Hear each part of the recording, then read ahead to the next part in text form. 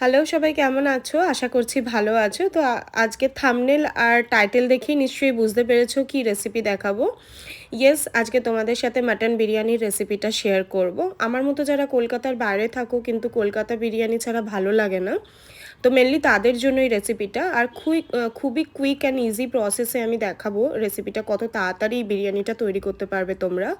কালকে সানডে আছে, বাড়িতে চটপট বানিয়ে আমাকে জানিও যে কেমন হয়েছিল। তো আমি এটার জন্য 500 গ্রাম মতো চাল নিয়েছি আর 750 মাটন নিয়েছি। এরপর আদা রসুন লঙ্কা মিক্সিতে বেটে সেটার আমি জলটা ইউজ করব, তোমরা চাইলে এটা বাটাটাও ব্যবহার করতে পারো।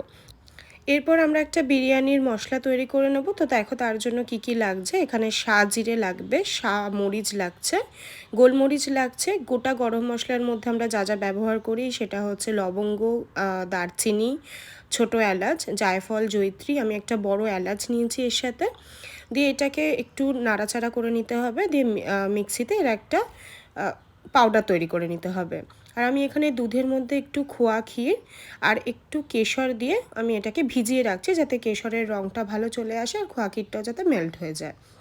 তারপর আমি কড়াতে যেটাতে ড্রাই মশলাটা তৈরি করেছিলাম সেখানে তেল আর 2 চামচ মতো ঘি দিয়ে দিয়েছি।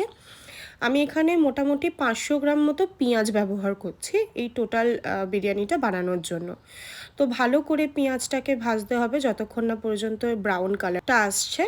এরপর আমরা যে জলটা রেখেছিলাম আদা রসুন লঙ্কা সেটা দিয়ে দেবো। তারপরও আমি কিছুটা জল অ্যাড করে এর মধ্যে হলুদ আর বেশ খানিকটা পরিমাণে কাশ্মীরি গুঁড়ো লঙ্কা নুন দিয়ে খাসির যে চর্বিটা ছিল সেটার সঙ্গে 2 ফোঁটা 3 ফোঁটা আতর দিয়ে জলটাকে 2-3 মিনিট ফুটতে দেব। জলটা যখন 2-3 মিনিট ফুটে আসবে তারপর আলুগুলো দিয়ে অন্তত ভাবে 12 থেকে 15 মিনিট আলুটাকে ওই জলে সেদ্ধ করে নিতে হবে। দেখো আলুটা কতটা সেদ্ধ হয়ে এসছে। তারপর আমরা এরকম একটা জালির মাধ্যমে আলুটাকে আলাদা করে একটা জায়গায় তুলে নেব। যে পেঁয়াজটা উঠবে সেটা আবার আমরা ঝোলে দিয়ে দেবো। এরপর যে মাটনটা ছিল সেই মাটনটাকে আমরা জলের মধ্যে দিয়ে কমপক্ষে 12 থেকে 13 মিনিট আবারও এটাকে ভালো করে সেদ্ধ করে নেব। আচ্ছা, তো তোমরা যদি চাও পুরো রান্নাটা কিন্তু কড়াতে কষিয়ে করতে পারো, কিন্তু আমি পুরো রান্নাটা কড়াতে করছি না। আমি এটাকে 12 থেকে 13 মিনিট যখন হয়ে যাবে তারপর যে মশলাটা রেডি করেছিলাম সেই মশলাটা আমি এর মধ্যে অ্যাড করব। মশলাটা অ্যাড করার পর আমি এটার মধ্যে অ্যাড করব হচ্ছে সামান্য পরিমাণে টক দই। মনে রাখবে যখন টক দইটা অ্যাড করবে তখন কিন্তু একদম গ্যাসের ফ্লেমটা লো রাখবে।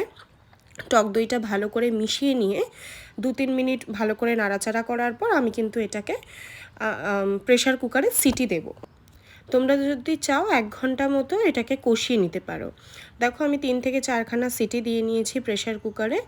আমি তারপর একবার চেক করেছিলাম, তো দেখলাম যে মাটনটা তখনও পর্যন্ত 60% মতো সেদ্ধ হয়নি, অন্তত 60-70% মতো মাটনটা সেদ্ধ হওয়া প্রয়োজন।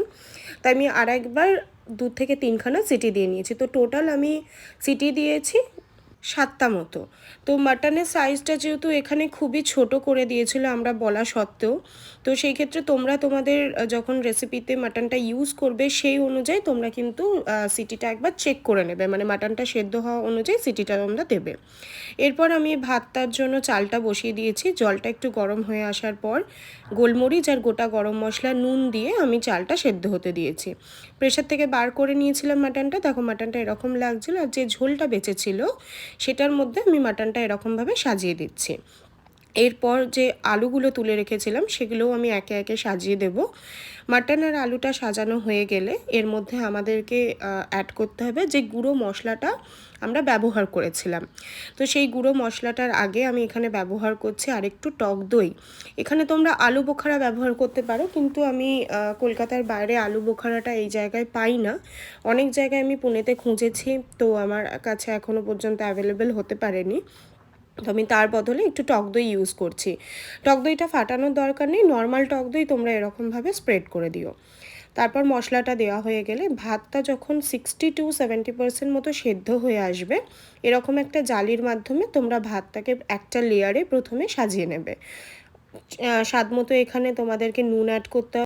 আর তারপর আমরা কেশর দুধ আর ক্ষীরে যে মিশ্রণটা ব্যবহার করব বলে রেডি করেছিলাম সেটাকে অ্যাড করে দেবো। আর এই সেম যে স্টেজটা দেখানো হলো সেটাকে আগেন রিপিট করবে। আর এরকম একটা কোনো কিছু ফ্ল্যাট খুন্তি বা যা কিছু থাকবে তোমাদের কাছে অ্যাভেলেবেল সেটা দিয়ে ভাতটাকে বারবার করে একটু স্প্রেড করে দেবে। এরপর 2 থেকে 3 ফোঁটা আবারও আতর দিয়ে তারপর কেওড়ার জল, গোলাপ জল দিয়ে এইরকমভাবে তোমরা একটা অ্যালুমিনিয়ামের ফয়েল দিয়ে ভালো করে কভার করে দেবে, অথবা তোমাদের কাছে অ্যালুমিনিয়ামের যদি ফয়েল না থাকে ভালো করে আটা মেখে করার বা হাঁড়ি যেটাতেই করো সেটা চারিদিকে দিয়ে যে কোনো একটা ঢাকনা দিয়ে দেবে। মোরওভার যেন কোনোভাবে স্টিমটা বেরিয়ে না যায় সেটা দেখতে হবে। তো আমার কাছে অ্যালুমিনিয়ামের ফয়েল ছিল, আমি সেটাই ইউজ করেছি। এরপর সবথেকে ইম্পর্টেন্ট স্টেজ হচ্ছে দম দেওয়া। যেহেতু এটা মাটন বিরিয়ানি তাই দমের পরিমাণটা কীরকম হবে জানাটা ভীষণ দরকার। তো প্রথমে তোমরা গ্যাসের ওপর যে কোনো একটা তাওয়া বা চাটু গ্যাসের ওপর রাখবে, তার উপরে যে কন্টেনারে তোমরা বিরিয়ানিটা রান্না করছো সেটাকে রাখবে। তারপর হাই ফ্লেমে 10 মিনিট আর একদম ফ্লেমটাকে কমিয়ে দিয়ে 15 মিনিট, তারপর ফ্লেমটা বন্ধ করে অন্ততপক্ষে 20 মিনিট তোমাদেরকে এটাকে ভেপারে রাখতে হবে, অর্থাৎ ঢাকা দেওয়া অবস্থায় রাখতে হবে। তো টোটাল এই টাইমটা হয়ে যাওয়ার পর দেখো আমি বিরিয়ানিটা বার করে নিয়েছি, আর তোমরা দেখতেই পাচ্ছ যে মাটনটা কতটা টেন্ডার আর জুসি হয়েছে। তো আশা করছি আজকের রেসিপিটা তোমাদের ভালো লাগলো, বাড়িতে ট্রাই করে জানিও কেমন লাগলো। দেখা হবে নেক্সট ভিডিওতে। বাই।